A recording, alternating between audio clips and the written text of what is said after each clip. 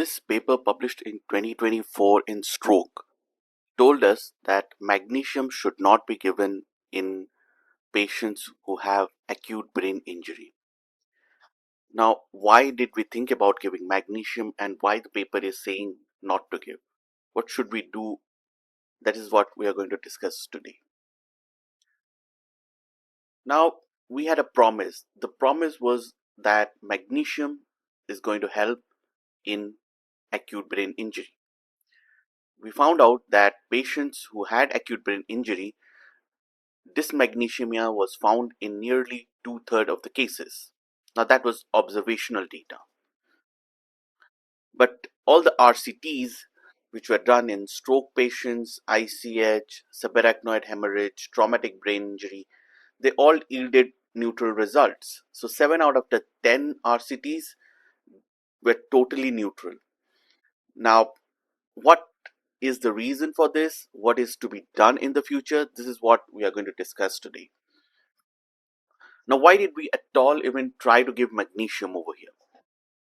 See, magnesium acts as a physiological antagonist to calcium. So, the tendency of calcium is to go into the cell and cause excitement. So, when there is less magnesium in the body or in the fluids, the calcium tends to enter more, making the nerves more excitable. So, this is a potential source of injury in patients who already have acute brain injury. So, it will increase the chances of making the brain damage more worse. Then there are two hit theories for magnesium. That is, this is for patients who do have low magnesium. What are the potential reasons? There is a baseline magnesium which is optimal. That is what should be there in the cellular level at all individuals. Then there is some population who have a chronic deficiency. This is around 20% of the population that is there. This is because of their diet, their diabetes, or alcoholism. So they do have a 20% less magnesium than what should be there in the blood. Next, the hit 2, that is the acute exacerbation or acute drop in magnesium that we find in the ICUs. And this is because of interventions or neurocritical stressors like catecholamines, loop diuretics, osmotic therapies, sepsis, renal replacement therapy. So, as we have seen already, nearly two-thirds of the patients have this drop in magnesium level when they are checked in the ICUs. But the reason why all these trials have failed is because they were targeting a total magnesium. The problem with total magnesium is that this is not the magnesium that is actually antagonistic to the calcium. It is the ionized magnesium which is antagonizing the calcium. So, if we look closely, then the ionized magnesium is around 60% of the total magnesium. The things that you need to look for is that the protein bound magnesium is around 25 to 30% and complexed is around 15%. Now, this particular portion is vulnerable in critical illness. That is, it is vulnerable to hypoalbuminemia, acid-base shifts, and catecholamine surges. They all can affect this portion and they can make the ionized magnesium lower in the total composition. So the MLIS classification status is found in as much as 90% of the patients. So that is a huge percentage, which masks the functional relevant deficit. So the patient may appear to have a total magnesium which is correct or in the normal range, but actually they have less magnesium. So when you target only those patients who have a low magnesium, that is the low total magnesium, but because of the effects of these changes in the ICU, the ionized magnesium is lower in the population. We are missing that group. So the total magnesium performs adequately in a magnesiumic patient, but it fails to find out exactly which phenotype needs supplementation in critically ill patient group.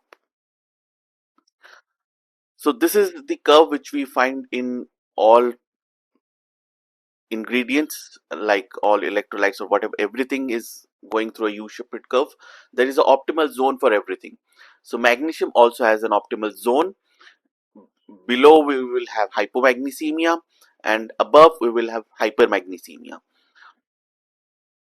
Now these are the studies which have been done, and all of these studies, though the observational studies found that there is a correlation between low magnesium levels and worse neurological outcomes, when we supplemented these patients with magnesium, we found neutral results. So that was the main problem which we were facing since the last 10-15 years in this particular research. So there was a translational gap.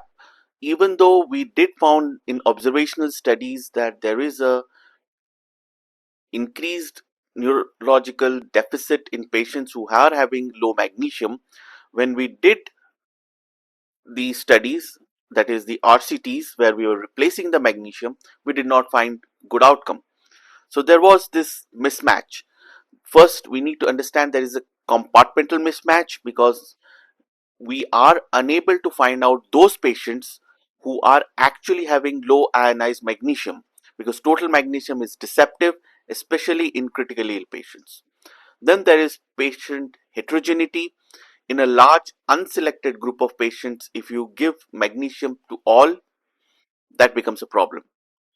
Next, you have limited blood brain and blood CSF barrier penetration, which restricts the CNS bioavailability, resulting in minimal target engagement despite you giving high systemic dosages. So the problem with this universal drug model was that you have a blunt hypothesis that magnesium low is causing worse neurological outcome. So you give a fixed dose in unselected patients, assessing their total magnesium. No doubt you got neutral results. What we need to do, we need to verify the deficit, target our delivery, find the high risk phenotype, assess via ionized magnesium. Only then we will get meaningful clinical recovery. So magnesium must be treated as a status dependent metabolic intervention, not really a universal pharmacological drug. So there are two ways by which you can target this. The first tier is when you do have facilities for ionized magnesium, then you do that point of care test and then check the patient for risk of arrhythmia, renal impairment, or osmotic therapy. Integrate the functional excretion of magnesium to differentiate a true depletion from cellular redistribution. So this is very important. You need these two facilities to be there with you before you can give magnesium. If you do not have this, if you are resource limited, then there is also a pragmatic approach. You have to interpret your magnesium alongside your albumin levels and your acid base status. Prioritize dynamic trends over single absolute values. Don't just focus on a singular value of magnesium. See it over 2-3 days and see the trend. Then you can use magnesium. Say, for example, if you see a trend that is going down, then it is wiser to give a magnesium rather than to give to a patient who is having a stable magnesium over the 48 hours period. Next is adopt a risk stratified supplementation. Assume intracellular depletion in high risk groups. So as we have said that hit one, the patients who are having the risk factors for chronic magnesium depletion, like diabetics, patients who are alcoholic or having some dietary deficiencies. In those patients, you can target to give magnesium despite normal magnesium. But mind you, in these patients group, what we are basically trying to say is you have to give magnesium when the magnesium levels are normal. So you have to do your proper hemodynamic monitoring very closely. So the future is like this: you check for ionized magnesium, you do your urinary excretion. This is if you do have facilities or you develop these facilities over the next years and then try to use magnesium. Next is important is the clinical risk factor modifiers. Try to see them, which are there, which are not there. And of course, in the future, there is a work going on to find biomarkers. So the final takeaway is that true neuroprotection that you want from magnesium requires a standardizing deficiency threshold, which is pretty difficult to define at this particular moment in time without ionized magnesium, and targeting repletion strictly to biologically relevant compartments. Replete the deficit. Do not just give magnesium and treat the reports. Always try to treat the patient before treating the reports. Thank you for your patience.